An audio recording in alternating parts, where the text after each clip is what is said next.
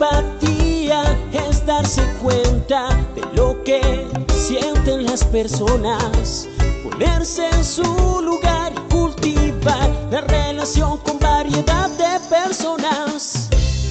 Motivación usando nuestras preferencias más profundas para encaminar nuestros objetivos, tomar iniciativas, ser eficaces y perseverar a pesar de contratiempos y frustraciones. Habilidades sociales, emociones con buenas relaciones, interactuar fluidamente con habilidad para persuadir, dirigir, negociar y resolver conflictos, cooperar, trabajo en equipo. Todos tenemos dos mentes, una que piensa y otra que siente.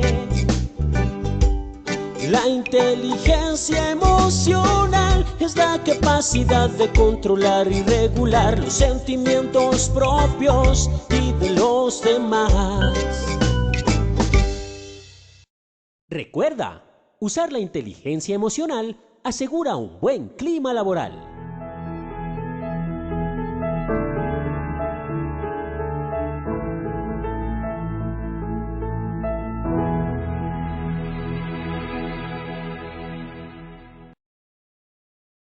Muy buenos días para todos nuestros asistentes. Reciban un cordial saludo desde Positiva Compañía de Seguros y Positiva Educa. Soy Wilmer Carrasquilla y les doy una muy especial bienvenida a nuestra acción educativa de la Comunidad Nacional de Conocimiento en Neuroseguridad aplicada en prevención de riesgos laborales, con la temática titulada El neuroliderazgo como herramienta para potenciar líderes. Damos la bienvenida a nuestro experto de la comunidad, el doctor Efraín Butrón Palacio. Él es médico especialista en medicina del trabajo, médico especialista en gerencia en organizaciones, coach neurocognitivo internacional, certificado en neurolingüística, consultor e investigador de las neurociencias cognitivas aplicadas a la seguridad y salud laboral, conferencista nacional e internacional y docente universitario. Doctor Butrón, muy buenos días y bienvenido. Muy buenos días, Wilmer. Gracias una vez más a la directiva de Positiva y al equipo de Positiva Educa. Hoy vamos a estar en nuestra 11ª capacitación. Esta es la penúltima sobre el neuroliderazgo como herramienta para potenciar a los líderes. Vamos a pasar una pregunta de evaluación de pretest de 3 preguntas básicas. Por favor, Wilmer, ¿me ayudas? Claro que sí, doctor Butrón, muchas gracias. Vamos a realizar entonces nuestro sondeo inicial. Le recordamos a nuestros asistentes, realizaremos un sondeo al inicio y otro al final de nuestra acción educativa. El objetivo de este sondeo inicial es saber con qué conocimientos previos llegan nuestros participantes a este evento web. Y el objetivo del sondeo final es saber con qué conocimientos se retiran del mismo. Vámonos entonces con esta primera pregunta. El neuroliderazgo estudia el cerebro, mente y los procesos neurocognitivos para tomar una decisión eficaz por parte del líder. Esto es A, verdadero o B, falso. 15 segundos para que puedan responder esta primera pregunta de nuestro sondeo inicial. Estos fueron los resultados de nuestra primera pregunta. A, verdadero un 92%, B, falso un 8% de respuesta. Pasaremos entonces a nuestra segunda pregunta. Son funciones ejecutivas del líder. A, control inhibitorio. B, memoria de trabajo. C, flexibilidad cognitiva. D, ninguna de las anteriores. E, todas las anteriores. 15 segundos para responder.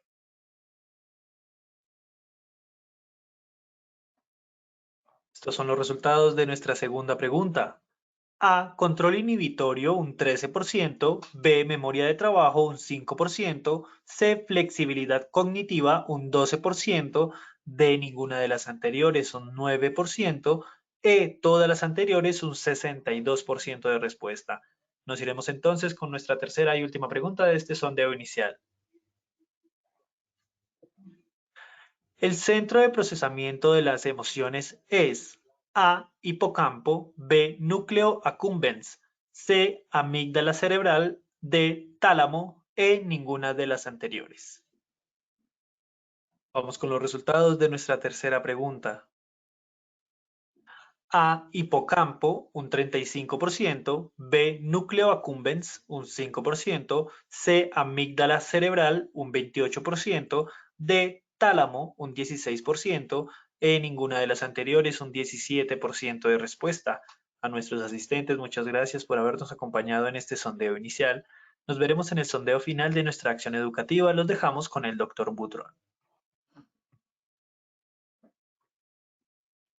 Bueno, ya viendo esta primera fase de evaluación, seguimos con la frase de Nelson Mandela, que la educación es el arma más poderosa que puede usar para cambiar el mundo. Nosotros estamos transformándonos, nuestro cerebro, cada vez que oímos una conferencia, cada vez que estamos en entrenamiento, y básicamente la tabla de contenido va a ser ¿qué es el autoliderazgo? Es decir, para hablar de liderazgo, tenemos que hablar primero del autoliderazgo, y voy a mostrar unos autores de Harvard y de otras universidades de Estados Unidos que nos traen la definición de autoliderazgo. La evolución histórica de cómo el liderazgo pasa al neuroliderazgo, cuáles son las bases neurocognitivas del liderazgo, qué es el neuroliderazgo y lo que consideramos nosotros en nuestro modelo, qué significa el neuroliderazgo. Veremos el cerebro emocional y las funciones ejecutivas. El objetivo general es conocer que ustedes conozcan los procesos neurocognitivos del liderazgo para potenciar esos líderes en la gestión permanente, diaria, que lleva en seguridad y salud en el trabajo. Entonces, vamos a definir qué es autoliderazgo. El autoliderazgo, ¿sí? El primer paso para convertirse en un buen líder, hay que empezar por uno mismo. Nosotros no podemos liderar a los otros si no nos conocemos nosotros. ¿Quiénes somos? ¿Cómo estamos?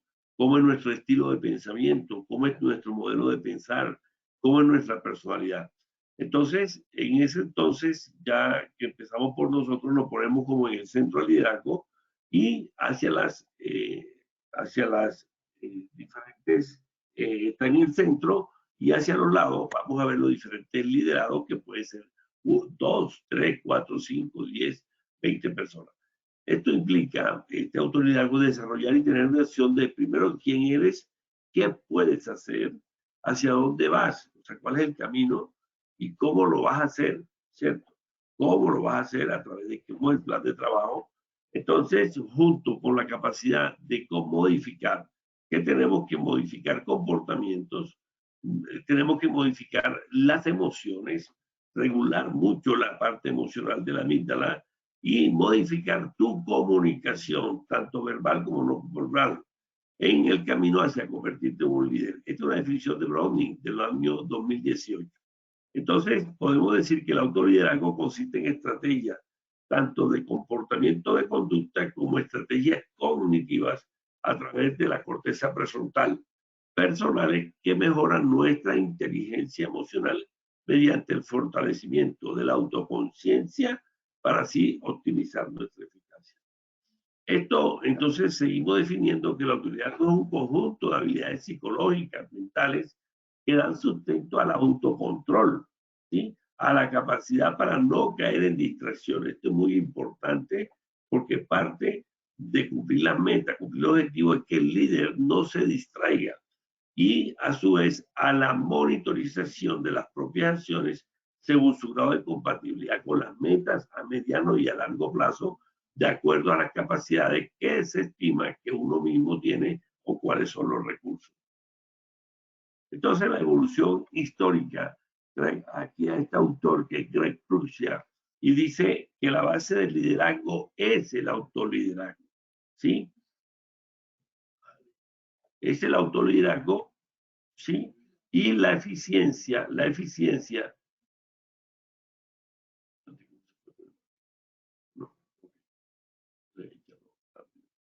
ok, en esta cosa, Prusia define como la parte correspondiente, ¿sí? A que la eficiencia del líder depende principalmente de ese desarrollo del liderazgo que ejerce sobre sí mismo y del control sobre sus emociones. Esto lo habla Prusia en el año 98, o sea que fíjense que él habla mucho del control que se hace sobre sí mismo, de sus decisiones, cómo la está tomando, de cómo está su pensamiento y se hace una monitorización y sobre todo regular las emociones para tomar decisiones. Recuerden que nosotros somos seres emocionales que racionalizamos.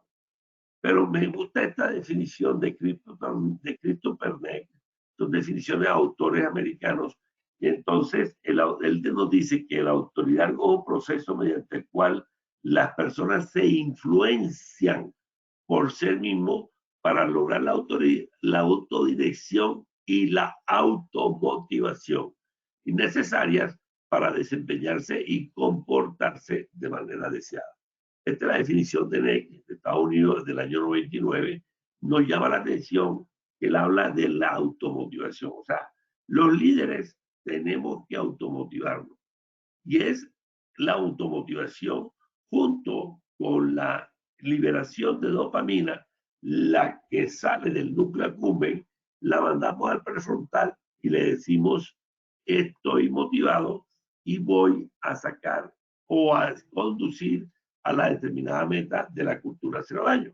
Entonces, esta automotivación va a hacer que se organice todo un plan de acción, una organización, una planificación en las diferentes áreas de la corteza prefrontal para poder desempeñarse y comportarse, cambiar comportamiento para llegar a la forma deseada. Esta es una definición de NEC del año 99. Entonces, tenemos también a Cheyer y a Carver, nos hablan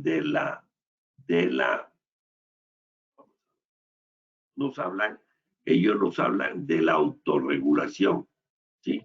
Nos hablan de la autorregulación.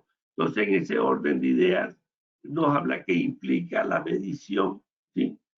Implica la medición de la discrepancia, así como la reducción que hay entre un estándar, que es la meta, y el estado actual. Teniendo el estado actual para llegar a la meta, ¿sí? Presente, entonces yo tengo que tener una serie de comportamientos para reducir esa brecha, ¿sí? Esos comportamientos y regulación emocional entre la meta y el estado actual me va a llevar a unos comportamientos a conductas específicas para el logro de la meta, la cual conduce a un desempeño más eficiente. Esta es la definición de Carver Cheyer, que son referentes en la parte de la autoridad. Pero es bueno hablar de Albert Bandura, uno de los estudiosos de la psicología social. Albert Bandura nos habla del concepto de la autoeficacia percibida en el año 91 y nos habla de ese concepto de ser autoeficaz, ¿sí? Y parte del líder tiene que tener una autoeficacia percibida y nos habla de las habilidades y las capacidades propias, así como el ejercicio del control, lo cual implica, ¿sí?, un proceso de autorregulación. Nos define 4 aspectos importantes que determinan, ¿sí? Si el individuo persigue ciertas metas y tareas. El líder siempre tiene que fijarse certeza, certidumbre hacia dónde va. Eso hace parte de la confianza de los liderados. Por eso Bandura nos habla que debemos tener, si el individuo tiene la capacidad para perseguir, organizar a través de una acción, de un plan de acción, para llegar a las metas a través de determinadas tareas en una unidad de tiempo. Nos habla también cómo un individuo se ajusta a ciertas situaciones del contexto. Es importante, y aquí nos habla de la flexibilidad cognitiva, hablando de función ejecutiva, es adaptarte a las nuevas ideas, a los nuevos cambios. Sé qué esfuerzo y determinación ponen en lograr las metas. Usted sabe que todo es parte de un proceso y es parte de un esfuerzo para que haya progreso, ¿sí? Entonces, si necesitamos cambiar comportamiento, necesitamos llegar a ciertos hábitos que nos implican un esfuerzo para lograr esa meta. Y también cómo se manejan los imprevistos. En esta parte tienes que tener control inhibitorio de que si todo lo que estás haciendo lo estás haciendo regular o mal, tienes que paralizar, ser flexible ante los imprevistos y tener una capacidad de afrontamiento. Bien, entonces nosotros en el cerebro estamos sumergidos en una información interna y externa. ¿Cuántos milibytes percibimos de información? Miles y miles, más de 500.000 milibytes. Estamos percibiendo información. ¿Cuál es la función básica del cerebro? Recibir esa información, ¿sí? a través de los órganos de los sentidos. Yo estoy recibiendo información a través visual, viendo acá el computador. A nivel auditivo, o escuchándome lo que estoy diciendo. A nivel táctil, estoy tomando acá un vaso de agua, perdón, a nivel táctil tomando un vaso de agua y estoy con el vaso agarrado en la mano y la estoy tomando. Ese es el gusto y el olfato, que es donde la oficina estamos acá en Bogotá. Entonces, nosotros permanentemente organizamos todos esos estímulos visuales, auditivos, táctiles, y esa información que recibimos o la información que ustedes están recibiendo en esta conferencia, le interpretan y le dan un significado. Ese significado que le dan es para adaptarse a la realidad y tener conciencia de la realidad donde estamos. Esa es la función del cerebro. Organizar información, procesar información, que eso es lo que llamamos la parte cognitiva del cerebro. Y al organizar y procesar esa información, le damos un significado para adaptarnos a esa realidad. Entonces, nosotros vamos a ver cuáles son las bases neurocognitivas del líder o del... Doctor Butrón, ¿Sí? ¿te puedes acercar un poquito más a la pantalla que te escuchamos un poquito lejos, por favor? Muchas gracias. Hola, ¿y ahora? Sí, señor, te escuchamos mejor. Entonces, es importante en hablar en el cómo estoy, ¿cierto? Entonces, un líder tiene 3 dimensiones que él se tiene que preguntar. Y la primera pregunta es, ¿cómo está mi mente? La mente, recuerden que yo les he dicho en las anteriores 10 conferencias que el cerebro tiene una masa física de 1.400 gramos. La mujer, la masa física es 1.350 gramos. Que el cerebro, esa masa física, es como, para que ustedes me entiendan, es como el hardware, ¿sí? Y nosotros le colocamos el software, que es lo que llamamos mente. Entonces la mente son los procesos neurocognitivos que van cursando por el cerebro. Ejemplo, ustedes ahora mismo me están poniendo atención.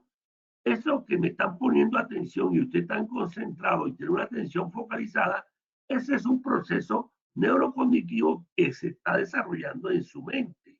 Y a la vez pueden recordar, y eso se llama memoria de trabajo a corto plazo. Si yo le pregunto algo que estaba hablando en 10 minutos, entonces esa memoria de trabajo de coger lo que yo estaba hablando en 10 minutos, eso es cómo está mi mente, que está procesando cognitivamente para tomar decisiones todos los días y para dar significado. Entonces, cuando nosotros hablamos de cómo está mi mente, son nuestros pensamientos y nuestro sistema de creencia, cómo está para ejecutar esta conferencia de parte mía y ustedes recibir esta conferencia. Es decir, el 42% de las personas que están en mente errante, es lo que llamo el mind wandering o mente de mono. Por eso, en la accidentalidad, cuando me preocupan, yo les digo que uno de los procesos importantes es la atención. En nuestros 1.520 accidentes mortales y graves, el 32% de la causa inmediata es la falta de atención a las condiciones del piso y de las vecindades. Entonces es importante cómo está mi mente, en este caso del líder, o en este caso del líder que está supervisando, o por qué no, del operario. Lo otro es qué emoción tengo. Entonces, ya yo les he dicho que hay más de 180 emociones, pero es importante la emoción, saber si es agradable o desagradable y qué nivel de tensión tiene la causa. Entonces, la valencia, si le pongo emoción agradable, entonces estoy en un estado de alegría o estoy en un estado de emoción, de entusiasmo. Esa emoción son positivas. Pero si tengo una emoción de miedo, como pasó con los conductores de España en la investigación que hicimos en el 2020, que el 82% de los conductores en los meses de abril y mayo, perdón, meses de marzo, abril, sí, en el estudio que hicimos de 1.029 conductores, el 82% tenía una emoción de miedo. Y el estudio lo hicimos porque de 100 muertos que tenía la media de los últimos 5 años en la carretera de España, de tractocamión de 3.5 toneladas, en abril y mayo se aumentó a 100. Hicimos la investigación y nos damos cuenta que el 82% 5% tenía una emoción de miedo, y ese miedo era contaminar a su papá y su mamá, que uno era hipertenso y el otro era diabético. Entonces, como la emoción juega una parte importante, tanto para el proceso de liderazgo en seguridad y salud, como para el proceso de accidente de trabajo. Y por eso nosotros en nuestro modelo hablamos de la teoría como parte de la doctrina, la teoría arousal o la teoría emocional. Y cuando hablamos de cultura de seguridad, tratamos de dar a entender que la cultura es un proceso de llevar a paso la cultura emocional, que es una cultura desde lo reactivo, dependiente, independiente e interdependiente. Entonces, miren ustedes, la parte emocional fue una parte importante en el liderazgo. Y el otro es cómo está mi cuerpo. En el cuerpo son las sensaciones de las diferentes hormonas o neurotransmisores que se liberan cuando se activa el hipocampo y cuando se activa la hipófisis. Generan una serie de precursores de hormonas como el cortisol, como la adrenalina, como la noradrenalina, que se fabrican en la corteza de la glándula suprarrenal. Y entonces ahí el cuerpo son sensaciones que son neuropéptidos que nos invaden, y por eso tenemos la frecuencia cardíaca alta, la frecuencia respiratoria, en caso que nos vayan a asaltar, porque el cuerpo lo que hace es estar en un nivel de alerta, de supervivencia, y le mandamos, el corazón manda o bombea más sangre de lo normal para que los músculos de la pierna y los músculos de la mano empiecen a correr y no se deje, en este caso, ante la situación de rango. Entonces, el cuerpo recibe toda esa serie de sensaciones que son dados por el simpático, que es el que activa el automático del cuerpo, y el parasimpático lo que hace es que inhibe. Conclusión: un líder debe saber cómo está mi mente. ¿Estoy en mente de mono o mente errante? ¿O y cómo está mi emoción? ¿Tengo una emoción agradable o una emoción desagradable, de miedo o de rabia o de enojo? Y a su vez, ¿cómo está mi cuerpo? Cuando nosotros tenemos eso, podemos saber el líder cómo está. ¿Ok? Bueno, definamos el neuroliderazgo en nuestro modelo Brain 6T. Definimos el neuroliderazgo como el estudio del cerebro-mente y de todos los procesos neurocognitivos. Ejemplo, un proceso de atención es importante. Ejemplo, un proceso de memoria es muy importante. Ejemplo, un proceso de regulación de la emoción. Y eso es lo que llamamos inteligencia emocional. Entonces, cuando el líder le estudiamos el cerebro-mente y estudiamos los procesos neurocognitivos o las competencias neurocognitivas para tomar una decisión, o sea, las competencias ¿para qué? Para tomar una decisión eficaz y positiva con regulación emocional y de acuerdo al contexto donde se encuentra. Y así evitar los errores en la consecución de metas. Porque el líder, al tomar decisiones, tenemos que llevar la certeza de los objetivos, y eso es lo que es el logro. O sea, él hace una organización y una planificación para llegar a esa meta, y esa meta es el logro que se realiza a través de un proceso de plan de acción de ejecución de actividades. Entonces, el líder permanentemente está tomando unas decisiones eficaces, pero siempre, como somos seres emocionales y la parte emocional fue una parte importante de la toma de decisión, siempre debemos regular la amígdala. ¿Quién regula la amígdala? La corteza prefrontal. Y dentro de esa corteza, la área órbitofrontal es el que va controlando los impulsos de la amígdala, como veremos más adelante dentro de las funciones ejecutivas. Entonces, la toma de decisiones es lo que nosotros estamos tomando. ¿Cuántos pensamientos pasan por el cerebro diario de una persona adulta? Están pasando 60.000 pensamientos. Y el 95% de esos pensamientos son en automático. Quiere decir que solamente un 5% de los 60.000, aproximadamente 1.000, 1.500, 2.000 pensamientos al día, son decisiones conscientes que tomamos con el corteza prefrontal y específicamente el área dorsolateral, que es el que escoge unas opciones que le brinda el órbito frontal. Entonces, el neurolíder está tomando decisiones. ¿Para qué? Para resolver problemas de la parte de seguridad y salud en el trabajo, que es el objetivo del líder de seguridad para el control, la prevención de accidentes y de enfermedades. Entonces, estas decisiones son con el proceso de estudio del cerebro-mente, pero adaptado a un entorno social.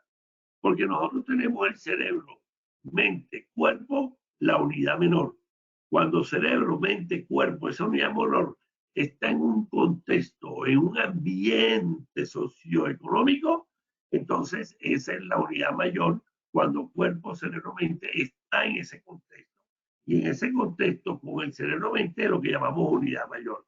Entonces, estamos en ese entorno social, ahí que estamos haciendo, motivando, influenciando e inspirando a los colaboradores o a los liderados con su regulación emocional para facilitar el cambio a través de la solución de problemas en este orden mundial, que estamos ya en una etapa post-COVID y estamos en una revolución de 4.0 pasando a una 5.0.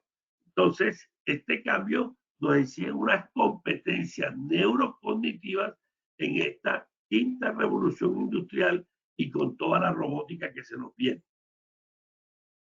Este es el cerebro emocional. Básicamente, nosotros tenemos un componente racional y un componente emocional. Y lo que hace la parte humana, ese ser humano, y lo que hace el cerebro es integrar lo racional, que es el cerebro neocorteza, como lo ven allá abajo, el cerebro tiburón.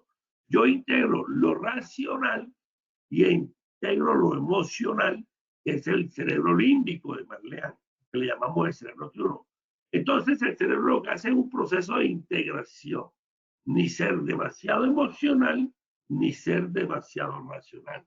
Es como si fuéramos pasando por un río. Entonces nosotros debemos en la mitad del río, a mano derecha, en el margen del río derecho, están las emociones y está el caos. Por ejemplo, si tengo miedo, ira, tristeza, eso es un caos. Entonces están los remolinos del río del lado derecho. Y del lado izquierdo está lo rígido, ¿cierto? Lo rígido un poco más calmado, pero no me puedo echar allá porque está muy rígido esa agua. Entonces nosotros lo que tenemos que seguir en la canoa, en la barcaza, es ni pegado a la orilla derecha, que es un caos de emociones, ni pegado a la orilla izquierda, que es una cuestión de mucha rigidez y no va a poder andar mi barcaza, que sería ser demasiado racional. Entonces, en conclusión, tenemos que integrar la razón con la emoción. Es decir, el cerebro racional versus el cerebro límbico o emocional del cerebro tiburón de Marlean. Pero tenemos ya que la amígdala es la que fabrica la emoción y es la alarma emocional. Entonces, por eso el cerebro tiburón de Marlean nos habla de un cerebro primitivo y social. El cerebro es netamente social. Desde que estaba en las cavernas el hombre, para subsistir, tenía que cazar animales mucho mayores, ¿sí? El mamut, etcétera. Y él tenía que la única forma de vencer esos animales grandes, ¿sí? Y de grandes dimensiones, era unirse o agregarse con otras personas. Desde ese punto de vista, allí el cerebro se lo volvió social y por eso en esta pandemia que nos guardaron durante 3 meses, nos perjudicó tanto a los adolescentes como a los párvulos, a los niños, y en la niñez, porque ellos nunca fueron al colegio durante esos 3 años, 2021 y 2022, y cuando fueron el 2023 al colegio, notaron una desadaptación porque llevaban 3 años sin tener contacto con personas o interacción humana. Entonces, conclusión, el cerebro es social, por eso gran parte de las recomendaciones que damos es tener el grupo de amigos y compartir con los amigos, ¿sí? Sobre todo en la parte de empatía, libera una hormona o un neurotransmisor que es la oxitocina. Entonces, cuando me dicen hacia dónde vamos los trabajadores, a ser empático y creativo a través del neurotransmisor de la oxitocina. Entonces, básicamente, se integra la información límbica y controla y modula las emociones. Entonces, en este orden de ideas, ¿cómo se genera una emoción en el cerebro? Tenemos el cerebro ejecutivo, tenemos la amígdala, tenemos el hipocampo, tenemos el tálamo y tenemos el hipotálamo. Entonces, la corteza prefrontal, CPF, es el cerebro ejecutivo, es el CEO, el gerente. La amígdala, que es la alarma emocional.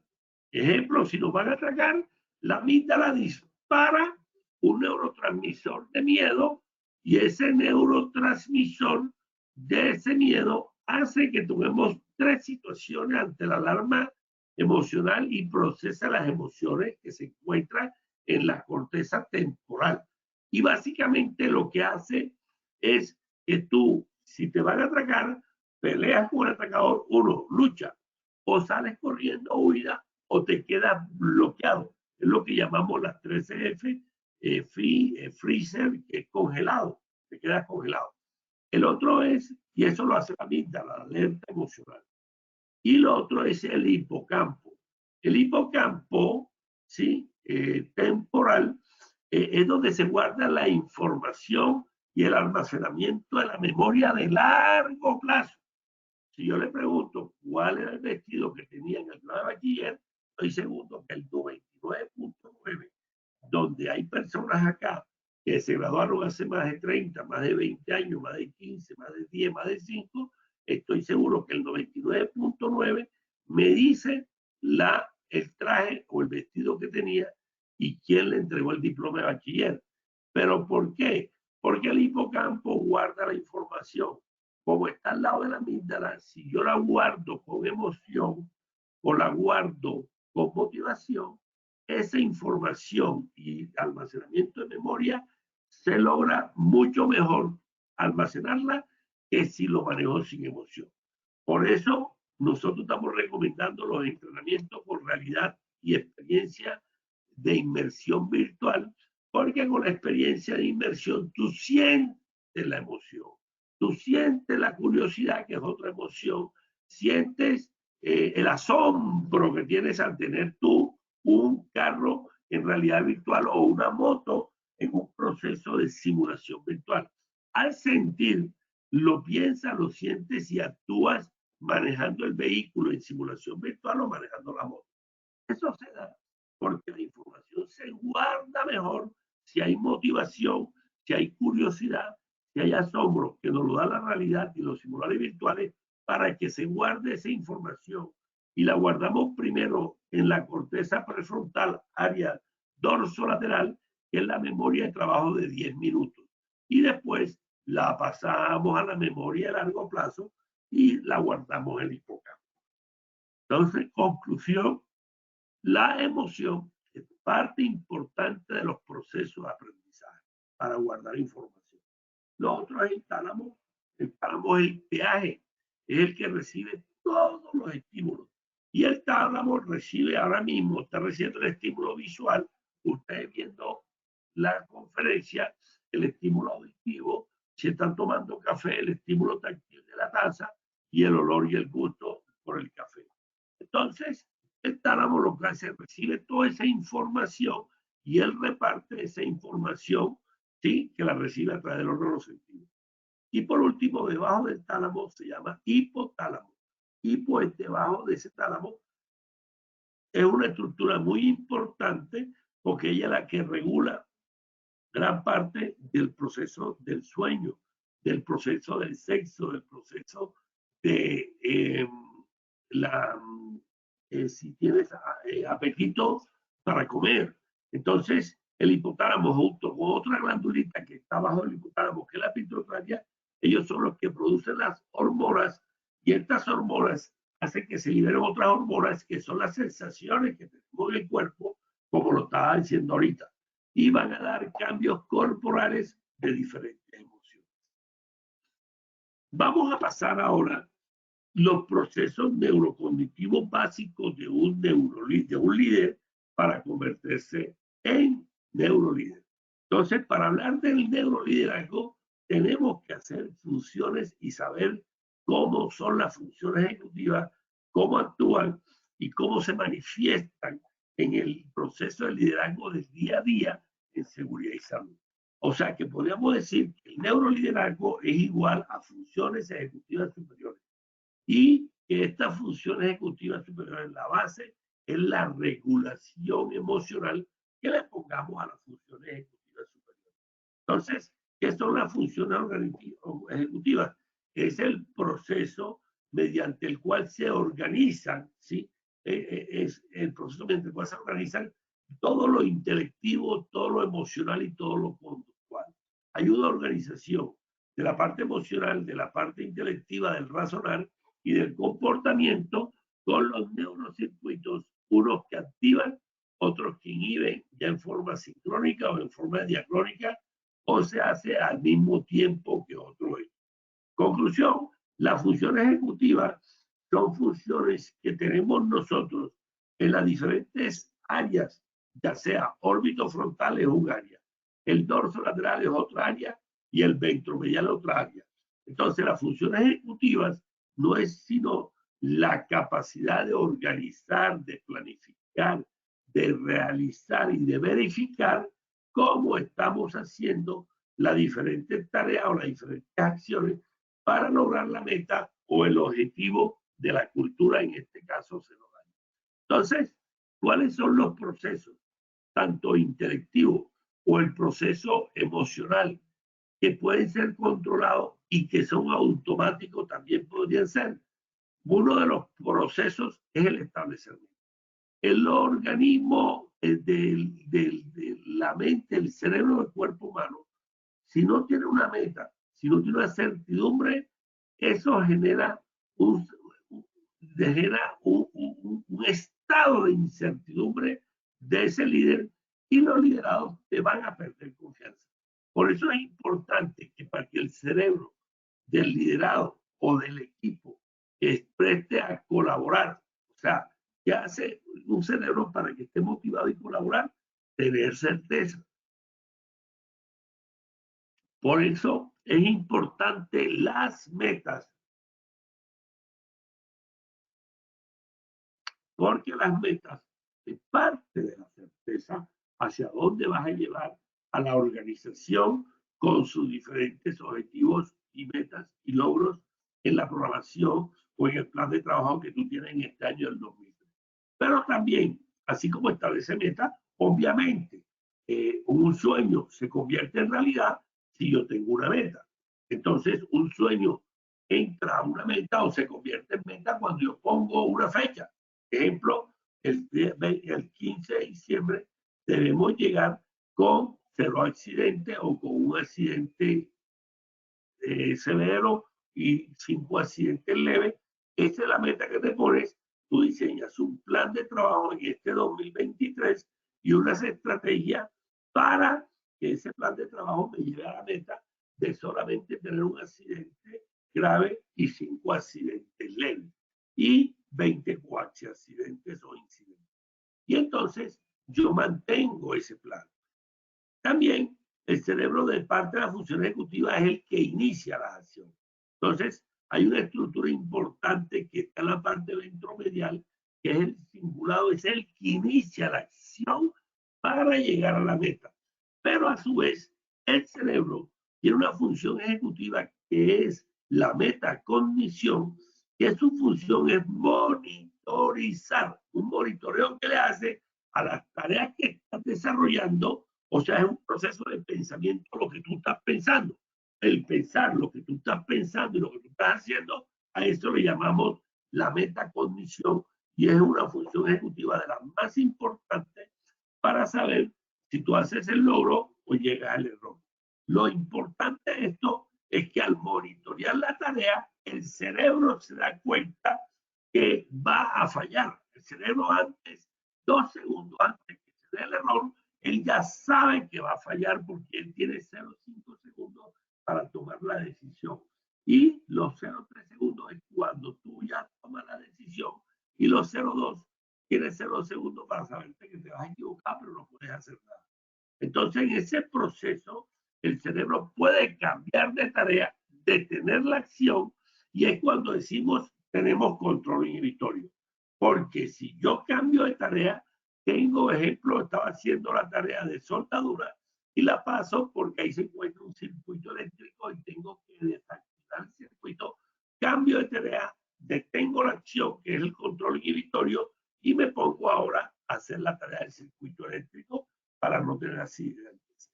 Lo otro es la flexibilidad cognitiva, que también es una función importante, sobre todo en este nuevo orden mundial, que vamos a paso agigantado teniendo información diaria.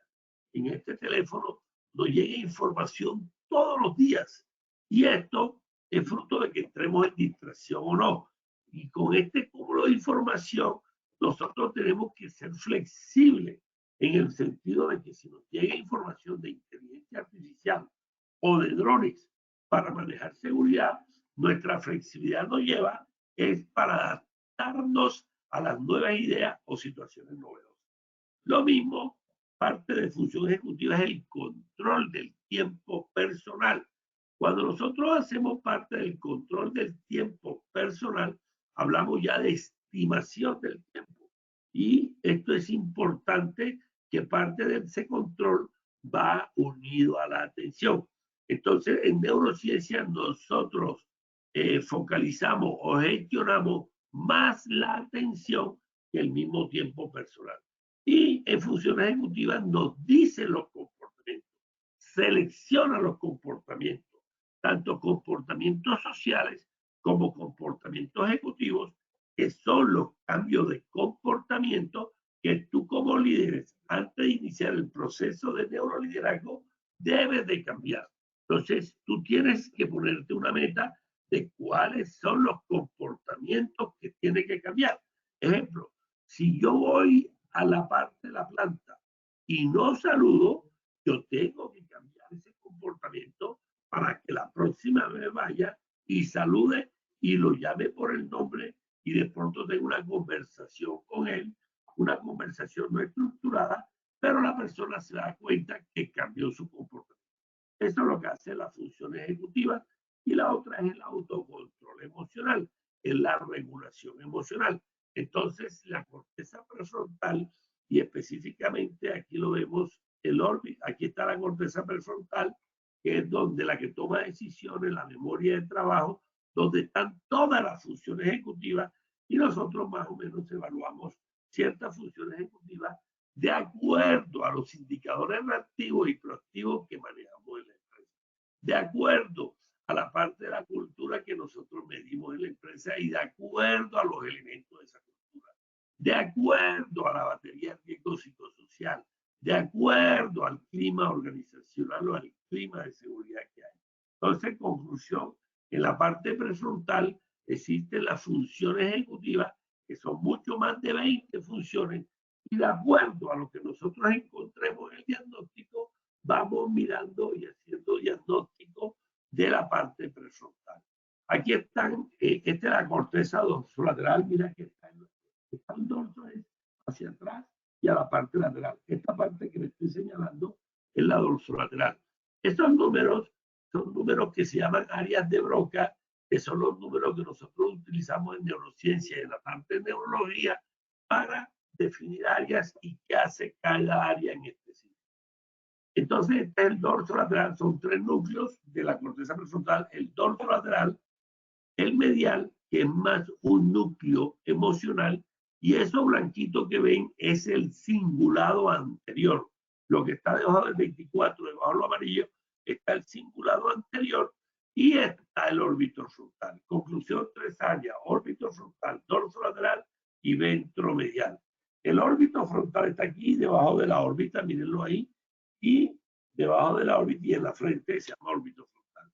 El dorso lateral está del lado lateral y del lado hacia atrás dorsal del prefrontal, y el ventromedial está en todo el medio cuando se hablen los 2 hemisferios del cerebro, uno derecho y uno izquierdo. Bueno, ahí está la corteza dorsolateral. Es un circuito predominantemente racional. mientras que el ventromedial es un circuito más de emociones y el órbito frontal es un área más de control automático, más de control la ira que nos pega la amígdala.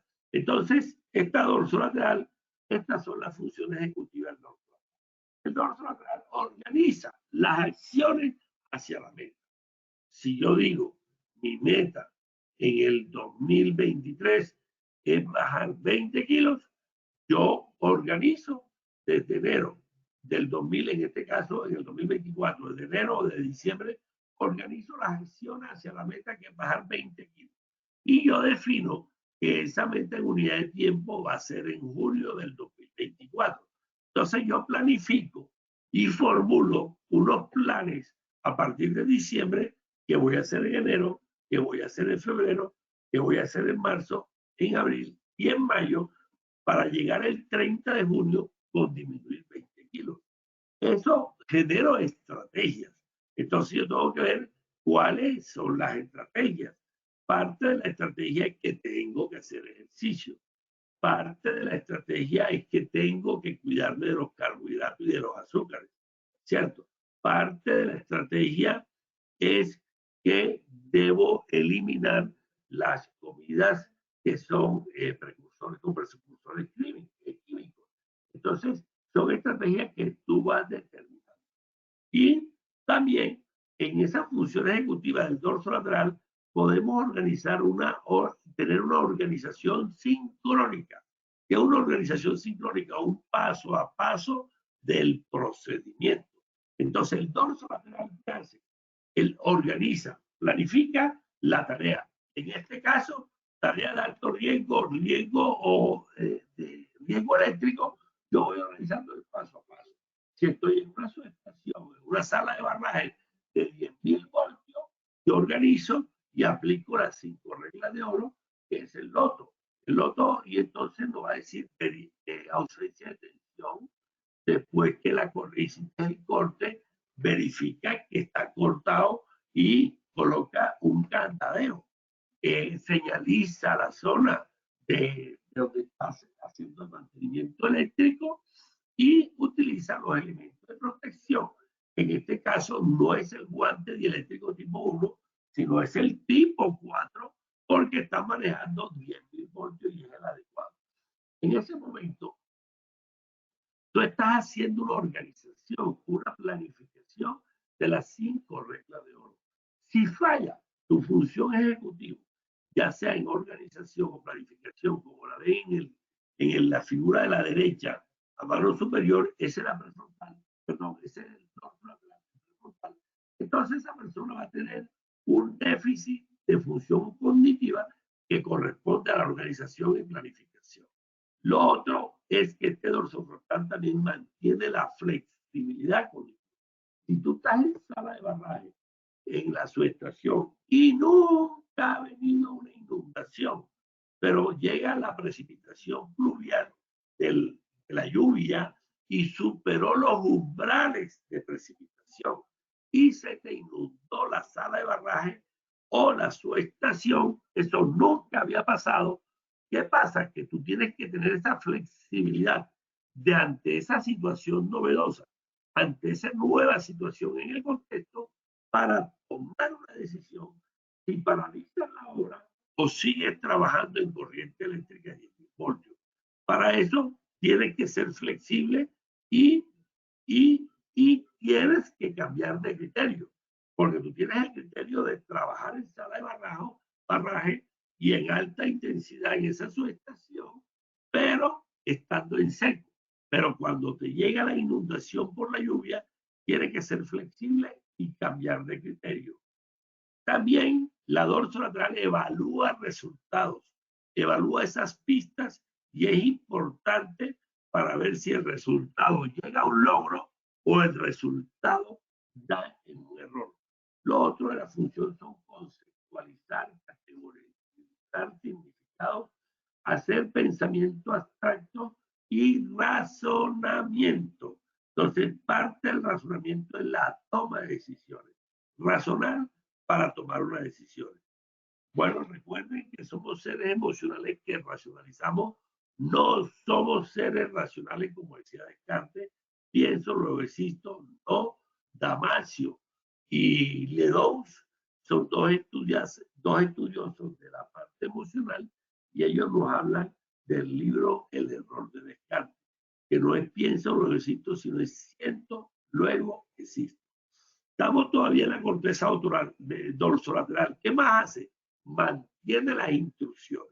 Cuando el líder le está dando las instrucciones de que vamos a trabajar en alturas, el dorsolateral es el que te coge las instrucciones, el paso a paso, y la guarda esa instrucción en la memoria de trabajo que está en el dorsolateral, que es una memoria máximo de 15 minutos. Utiliza, en funciones ejecutivas, utilizamos las experiencias anteriores como un proceso de aprendizaje y de conducta.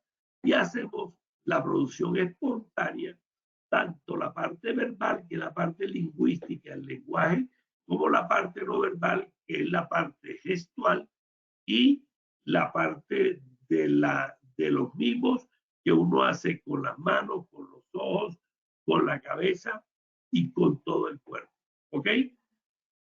Ese es el dorsolateral, la función ejecutiva. Pasemos a las funciones ejecutivas del órbito frontal. El órbito frontal es un circuito predominantemente emocional y maneja el autocontrol. ¿Autocontrol de qué? Del habla, de la condición de la atención.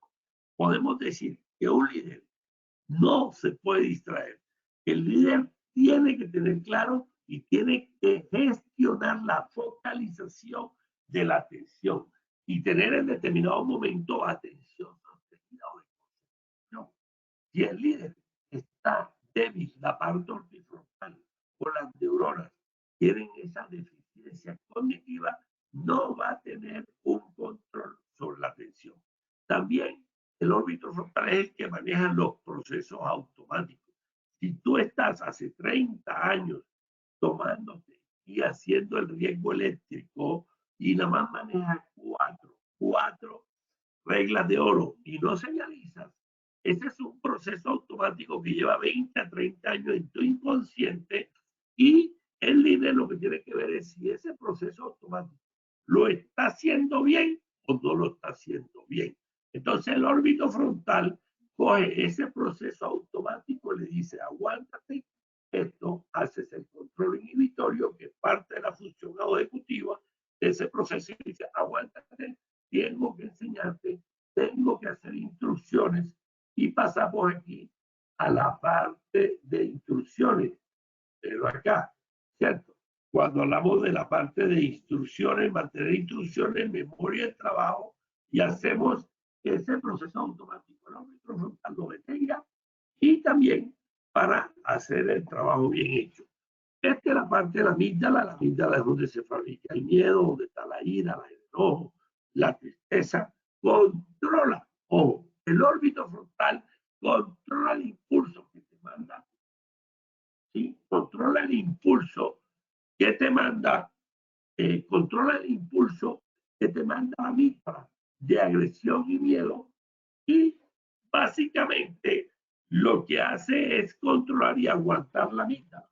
En ese orden de ideas, podemos decir que también controla la hiperactividad de los impulsos. Por eso los niños que son hiperactivos, que tienen TDAH, tienen una alteración básica del órbito frontal. Son los hijos de ustedes, los nietos o son los sobrinos, ¿sí? Que dice el colegio que tiene un TDAH, o sea, un síndrome de hiperactividad y un síndrome de falta de atención. Bueno, para terminar, este circuito órbito frontal también nos adaptamos personal y socialmente. O sea, el comportamiento social, quiere decir, si yo llego a una fiesta o llego a una reunión de junta directiva, ¿cómo me voy a comportar socialmente? De acuerdo a los patrones sociales de nuestra cultura que tenemos en Colombia, en esa reunión social o en esa visita a un baile o una boda o un bautizo, entonces el órbito frontal es el que te decide cómo es ese comportamiento social. Y el órbito frontal te da 3 alternativas para que el dorso lateral le tome una sola decisión consciente. También participa el órbito frontal en la resolución de problemas, porque él recibe los estímulos, tiene varios problemas y le va dando opciones para que el dorso lateral tome la decisión consciente. Y también maneja el órbito frontal los marcadores somáticos. Esta es la flexibilidad cognitiva, ya lo vimos, la capacidad para adaptar la conducta y pensamiento a situaciones cambiantes. Esta es la metacognición, que ya la vimos, es la capacidad de reflexionar sobre los propios pensamientos, emociones y básicamente la función ejecutiva y una interacción permanente entre la cognición, la metacognición y la motivación, siendo la motivación el incluir las creencias y las actitudes que afectan el uso y el desarrollo de las habilidades cognitivas. Bueno, esto es lo que le tenía, esto es lo que la parte ya del conocimiento metacognitivo, que tenemos que saber qué es lo que voy a hacer. Ese es el conocimiento declarativo. El procedimental es cómo voy a hacer para llegar a la meta. Y el conocimiento condicional condiciona el tiempo, cuándo y por qué lo voy a hacer. Y ya la regulación cognitiva es la planificación, supervisión y evaluación. Entonces, la metacognición, en la regulación de esta metacognición, planifica qué estrategia voy a utilizar y entra el dorso lateral a hacer la estrategia que va a utilizar, y la metacognición te va monitorizando cómo lo estás haciendo. La supervisión, ahí está, de la parte de la metacognición, cómo lo estoy haciendo, y la evaluación es lo que necesito cambiar.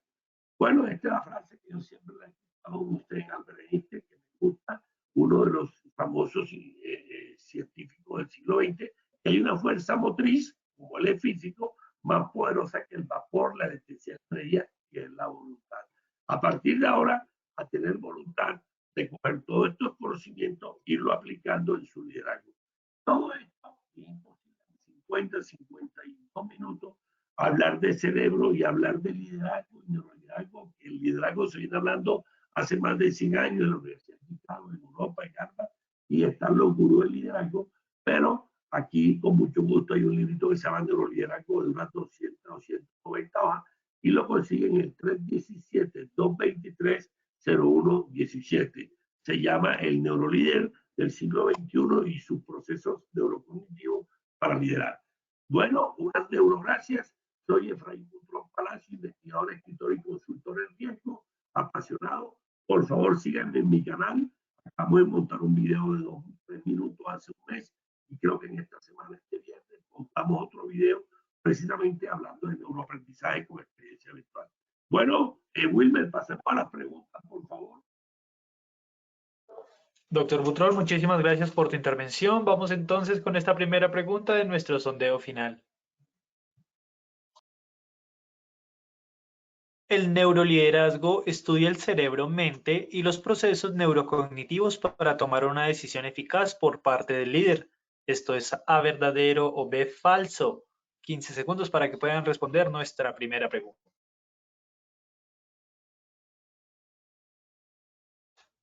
A, verdadero, un 100% de respuesta. B, falso, un 0%. Doctor Butrón, ¿qué tal nos fue en esta primera pregunta? Ok, me siento complacido porque teníamos 92% y cumplimos el objetivo. Ya el 100% de las más de 300 personas lograron el objetivo, es verdadero. Siguiente. Doctor, muchas gracias. Vamos entonces con nuestra segunda pregunta. Son funciones ejecutivas del líder. A, control inhibitorio. B, memoria de trabajo. C, flexibilidad cognitiva. D, ninguna de las anteriores. E, todas las anteriores. 15 segundos para responder esta segunda pregunta.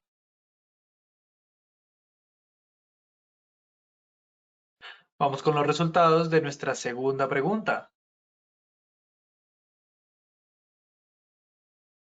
Control inhibitorio, un 6%. B, memoria de trabajo, un 6%. C, flexibilidad cognitiva, un 7%. D, ninguna de las anteriores, un 3%. E, todas las anteriores, un 79%, doctor Ok, vamos bien, me siento complacido. Pasamos, la respuesta es todas las anteriores, tanto el control inhibitorio, la memoria de trabajo, flexibilidad cognitiva, lo hemos visto en los diferentes áreas. Las que resultados son funciones ejecutivas. Pasamos de un 62 a un 79%, tuvimos 17 puntos, me siento complacido que estamos logrando el objetivo de la conferencia.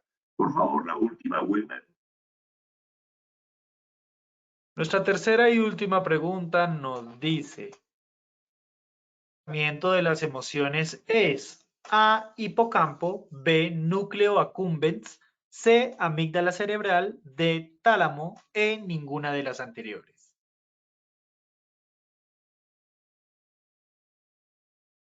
Nuestros asistentes, muchísimas gracias por habernos acompañado en este sondeo final. Estos fueron los resultados de nuestra tercera pregunta. A, hipocampo, un 32%, B, núcleo accumbens, un 3%, C, amígdala cerebral, un 46%, D, tálamo, un 10%, E, ninguna de las anteriores, un 9%. Doctor Butrón, ¿qué tal nos fue nuestra última?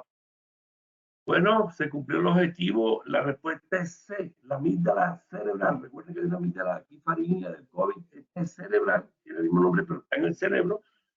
Una estructura completamente diferente, y ese es el centro de procesamiento de las emociones, ahí donde se fabrica el miedo, la ira, la tristeza, el entusiasmo, la alegría. Entonces pasamos de 28% que teníamos antes pretest a un 46%, o sea, el 18%. Me siento contento porque se cumplieron los objetivos. Bueno, Wilmer, gracias a todos ustedes por estar conectados. Continúa, Wilmer.